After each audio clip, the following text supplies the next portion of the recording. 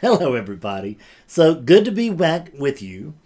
Today I have a question for you, which is this. What is it that's holding you back? What is it that you feel like you can't give up, or that you won't give up, but which you must give up if you're going to make any further spiritual progress, if you're going to become clearer than you are today? Golly, it's always something, isn't there?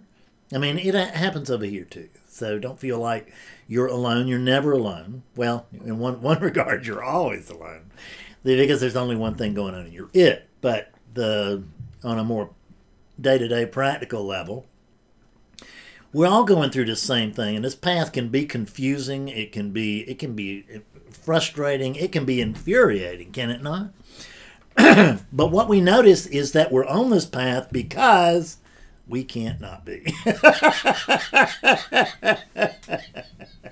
Once you get your head inside the tiger's mouth, there's no way to turn around and go back. Not if you go too far. And most of you, by the time you get here, you've gone too far. So I don't want to pass judgment or wish anything poor on you, but the odds are that you're going to have to carry this thing on out, like it or not. So may as well learn to like it, may as well get used to it, and may as well do what you're going to have to do anyway, rather than resisting it until you just suffer so much that you finally say, okay, and you do what you had to do anyway. Just, cut out the middleman. The suffering is kind of the middleman there. Cut out the middleman and just give up. But here's a funny thing, is that we actually can't give up. That's the truth. So when I tell you to give up, it's a figure of speech. If I suggest that you surrender, it's a figure of speech. You can't surrender. I know, because I can't surrender. What I mean by that is that there's a sense that there's a friend over here and that he needs to surrender and that he should surrender, and I've got to get him to surrender, and how the hell do I do that? How do you drop a hot rock? Right? The way that you surrender is to tell yourself the truth. And then the funny thing is that surrender just happens. It's spontaneous. We don't surrender. We don't give up. We don't let go. We are let go of. We are done. We are surrendered. That's the truth of it. What we can do is develop the willingness to be surrendered, to be let go of, to be given up. What I find out is that we get stuck, and if you hear some rattling in the background, that is Jack. He's got a bone, and he's got it, and he's holding it against the door so that he can better get at it. And he does it at all the wrong times. It's very annoying. I know he shouldn't do that. But I notice he's doing it anyway, and I love him, so guess what? He's going to get to do it, and we got to put up with bone rattle. But it's actually stopped ever since I mentioned it, which is the way what it would do, see, just to make me look yet more foolish.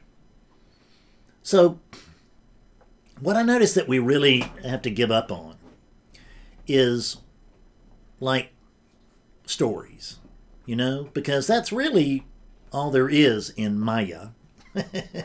Welcome to Maya. Welcome to the dream. There is Jack. He's now got it even closer. He's going to make even more noise. It's going to be even worse. See how I can project that? He's going to ruin the whole video. God almighty. See how you just put one thing together and you just track it on out, and then you could project it. And I mean, before he even makes any noise, I can just start being miserable right now. And resentful and right. That's one of the stories that I notice that people don't want to give up on, is they don't want to give up the story of being right. I don't ever like to give up the story of being right, but hell, if I really look at it, I'm never right. That's the truth. I'm never right. How can I be right? Who is there to be right?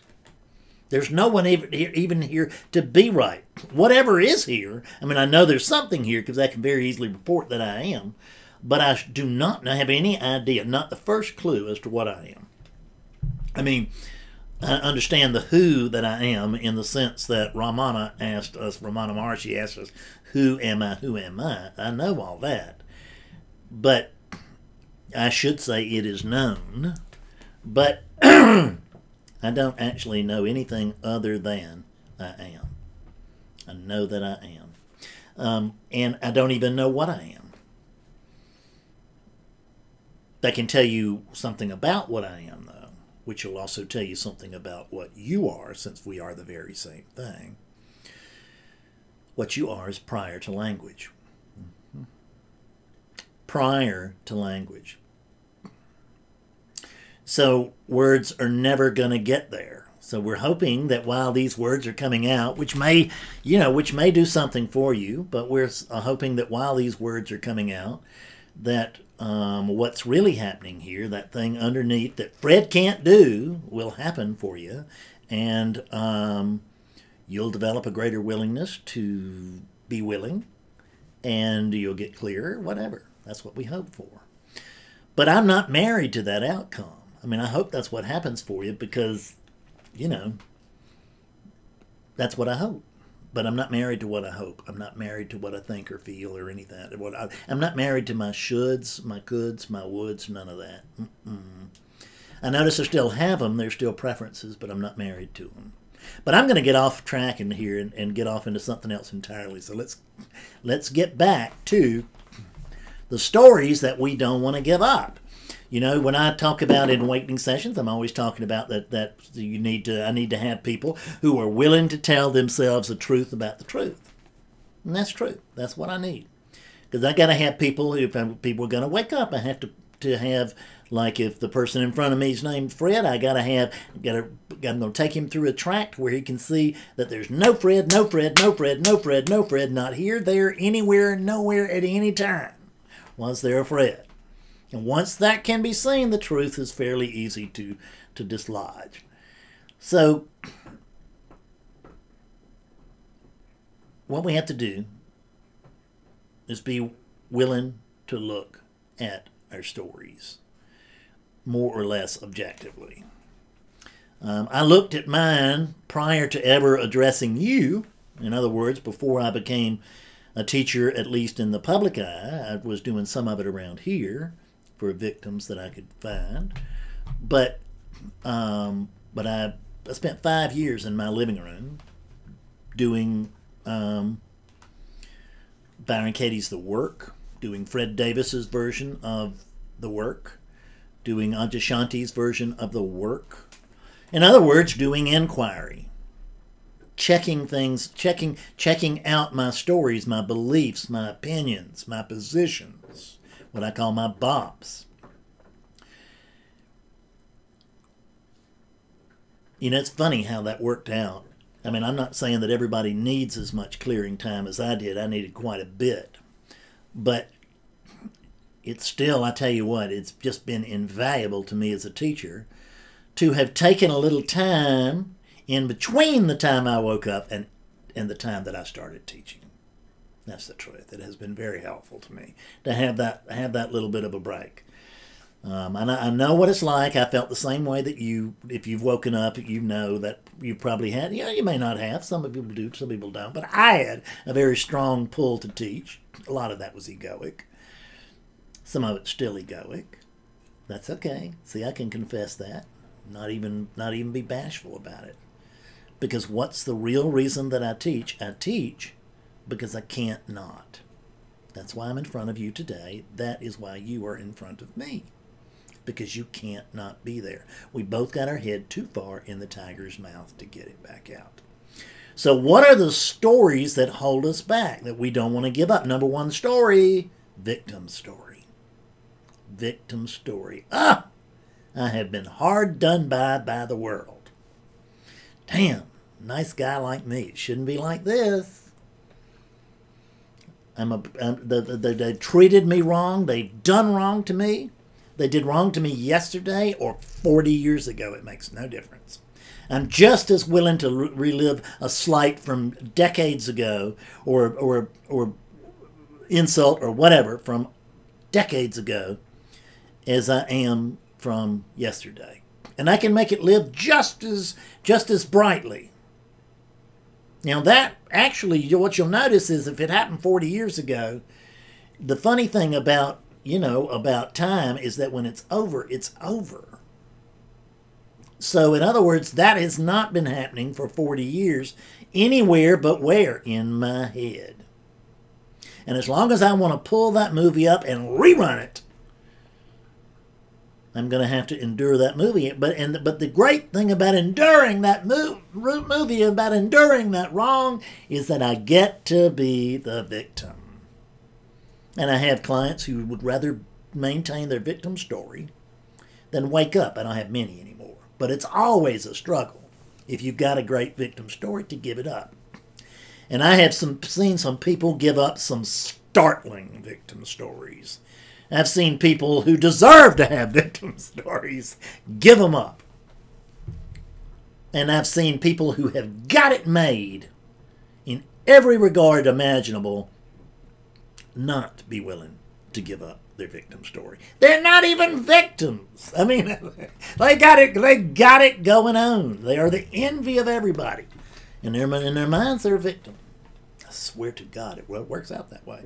It really doesn't have anything to do with our conditions. It has everything to do with our attitude toward our conditions.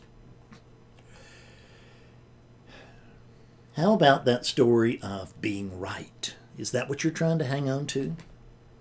You got to find out what you're hanging on to. That's what I spent that 5 years here doing. That was finding out what is not true. What do I think that is true that is not true? What do I believe is true that is not true? You have to find it out. You know what, the story that I like to tell is that you and I have spent much of our lives, chasing the light, haven't we? And for many of us, we found it, have we not? At the very least, you've found the path. But many of us are finders. Many of us are finders that won't confess that we're finders. Who knows why? Just the way it goes for oneness. But being right can become so important that people will give up being happy. They'll give up being healthy. They'll give up anything in order to be right. Because, man, what is more satisfying than being right? Oh, I'm right. Isn't that great? I'm right. What is all that great about being right? It's just my opinion. And I'm sure that if it's my opinion, I'm not going to find a whole lot of people that will agree with it. I mean, I may find actually a pretty good number of people who will agree with my opinion, but I can find at least an equally large, no, I can find a much larger number who will not agree with it. That's just the way it is. So it's my opinion versus their opinion. And all of these units are empty. When I say that, I don't mean in a mysterious way. What I'm telling you is there's no one home. The lights are on here. Notice the aliveness that's showing up through my eyes. Notice how alive I look and see the motion. That didn't have anything to do with this body. That has to do with me, with the animating presence. Same thing with you. That body's not alive either. It's not alive. It's not animate. It's not sentient. It becomes animate and sentient only through the presence within, which is what you are. So there's no reason to get really attached to these things' opinions and beliefs. I mean, they're not even your opinions. They're not even your beliefs. This is what I had to see. I can tell you that several years back, a good many years back now, but I had been awake for a while, a few years, and I was in the midst of all this inquiry and everything, and it was very, very helpful, but I still was in hard oscillation where I got it, I lost it. Oh, I'm so clear, and then what happened to my awakening? My awakening is broken. I want it back, said Fred. So what I did was I had been poor as a rat for years. I was still poor as a rat at this point, but I was a healthy rat. It's about the truth.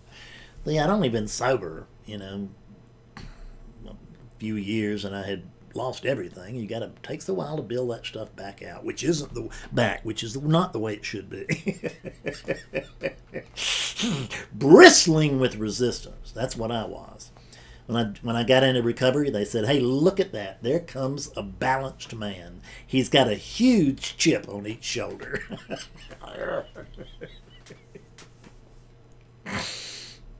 So, at any rate, I saved myself a little money. I got myself a spiritual teacher.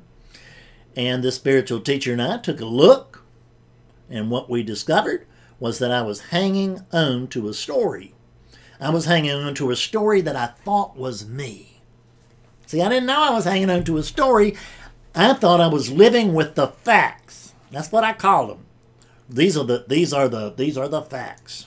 And I'm having to live with the facts because it is what it is, and this is the way that it is. Well, it is what it is, but it wasn't the way that I thought it was.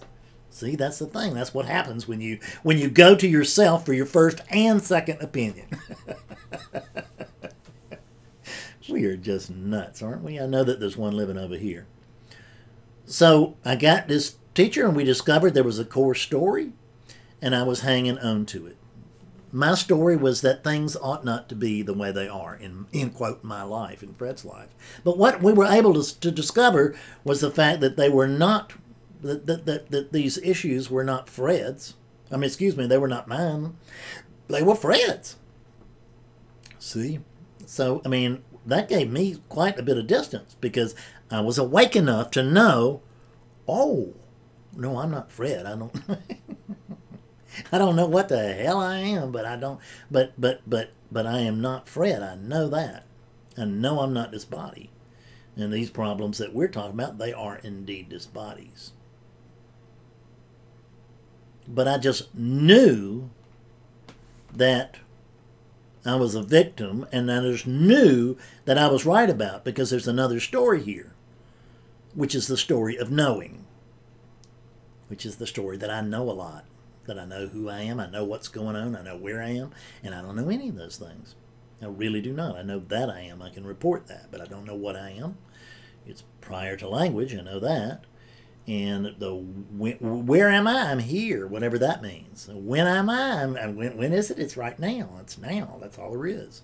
Just this eternal now. And there's this eternal verbness within that. That is that eternal now. It's not within it, nor is the eternal now within me. I am each. I am both. Weirdly, weird as that sounds. So, we could say this eternal now is happening upon me, but that would be still another video. We can talk about it sometime. So I had this knowing story of being right and being the victim, and when I saw through them, when I acknowledged, damn it, look at that. I'm just trying to be special. There's another story. I'm special. I'm special because I'm the best guy that ever lived. I'm special because I'm the worst guy that ever lived. All of these extremes are always bull. You are what you are, and it's a mix. It's a mix here, too. And I went from thinking I was better than you to thinking I was worse than you, but completely bypassed being equal to. I could never be equal to anybody, of better or worse. Then I found out, hell, we're the same thing. We're automatically equal. Equality is the rule of the day. There's only equality. See? Coke can, Fred unit. Equal. Equally sentient, equally bright, equally awake. That's right. Equally awake. So, what's another big story that you might be hanging on to because you're hanging on to something? You see, we're constantly giving things up or we're constantly taking things on. And usually we're doing both. Which is we're taking stuff on board while we're getting rid of stuff that we've seen through. We're taking on board stuff we haven't seen through yet. It's okay. It's just a process of ever thinning, right? But we gotta be willing to be thinned, or we just become, like those barnacles on a ship, right? That's what our stories become, barnacles on a ship. I can't even see the ocean for the barnacles. I can't see the truth for the stories. I can't experience the truth because I'm too busy experiencing the stories. And who is it that's experiencing the stories? There's no Fred. It can't be Fred experiencing the stories. Oneness is experiencing stories through Fredness.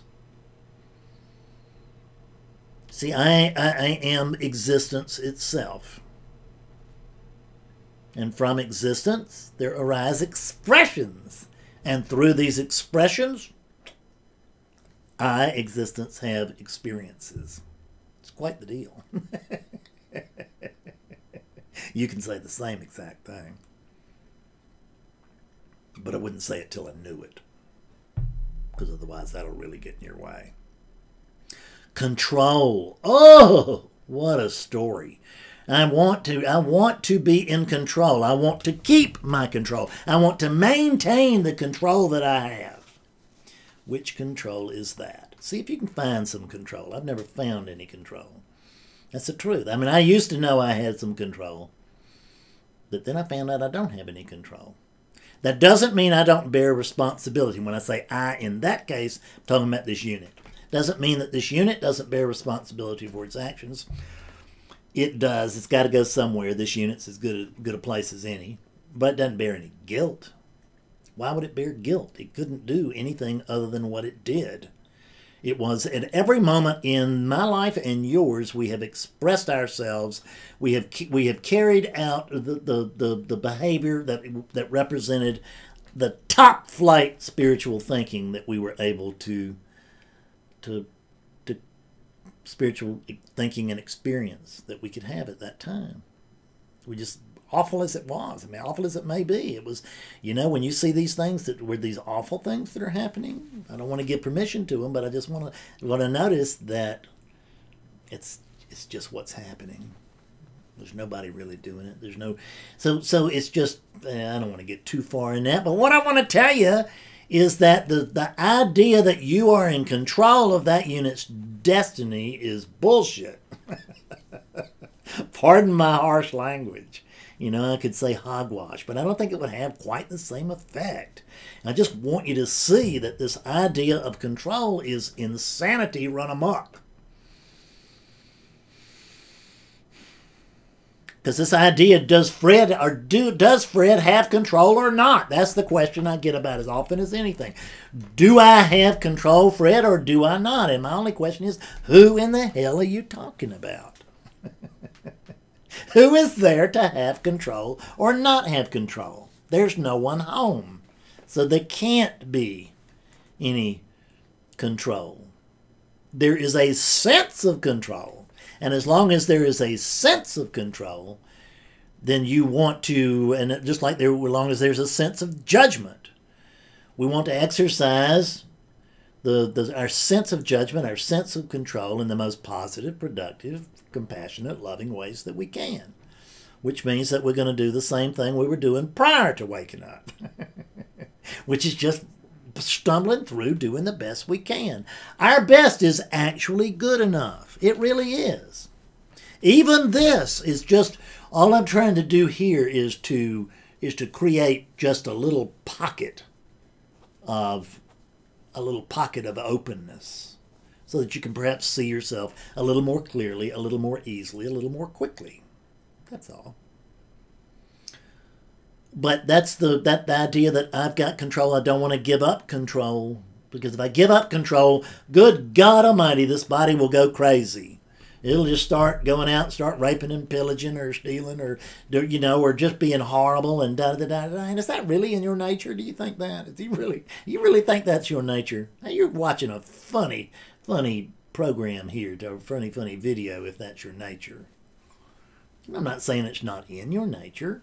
Anything's possible in one of these units because they're all empty. And based on the conditioning that they are and the conditioning that surrounds them, stuff happens. And then we say, I did it. But this sense of I did it, it's actually our actions, what we find out, this I did it, is actually epiphenomenal, which big word, but what we mean by that is that the credit, I claim the credit, by coming in behind an action. There's a lot of scientific research that points to this. Not everybody agrees on it, but a lot of people do, and they're very smart. They're smarter than you, this unit. So, okay. I'm going along with that story until I learn a better one. I learn something that makes more sense to me, I'll report that to you. But based on what my experience and these people are finding out, they seem to jibe.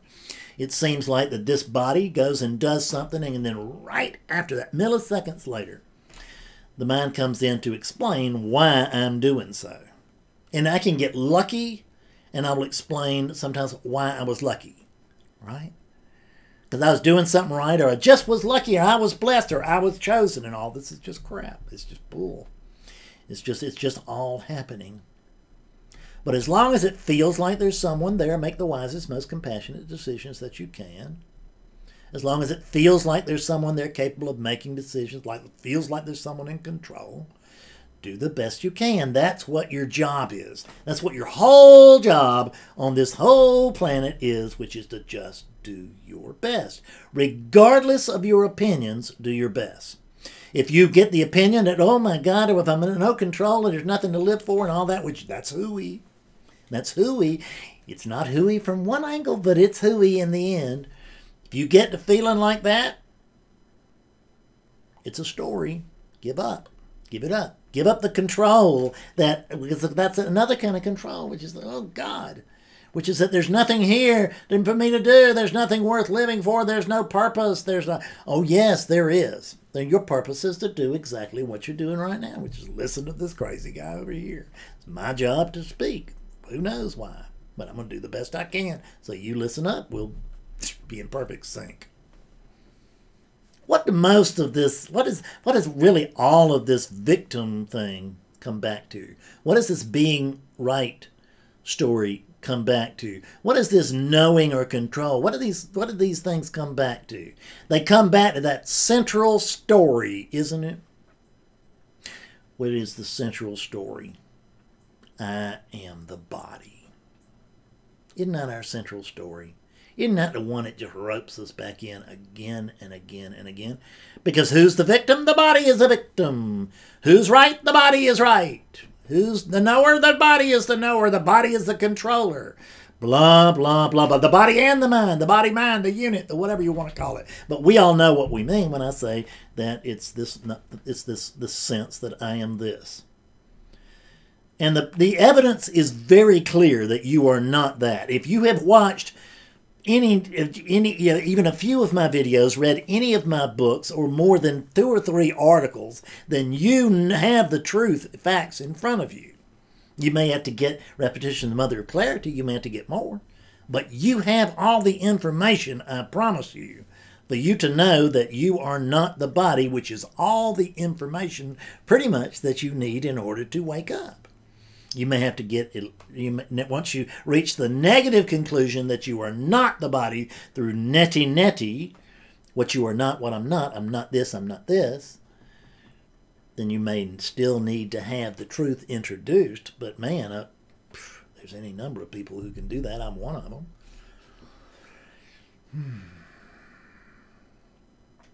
But you're not the body. And all of these other things fall under that. That's what we don't want to give up. What you don't want to give up is the fact that you're not that body. And when I say you don't want to give that up, I'm not talking to any individual. I'm talking to myself. I'm talking to oneness. Oneness is the only thing I can ever be talking to. There is nothing but oneness. There's only me. And actually, I may even be prior to oneness, but that's another story. Oneness is as far as we need to go with this thing today. But you are oneness. You include that body, but you're not limited to that body. Yeah. You include that character, but you're not limited to that character. The character is just make-believe. It's a puppet show, folks. This thing can be maddening, can it? Confusing, infuriating, but what else we got to do? We have all of eternity. Why not have some entertainment? Lights, camera, action. See you later.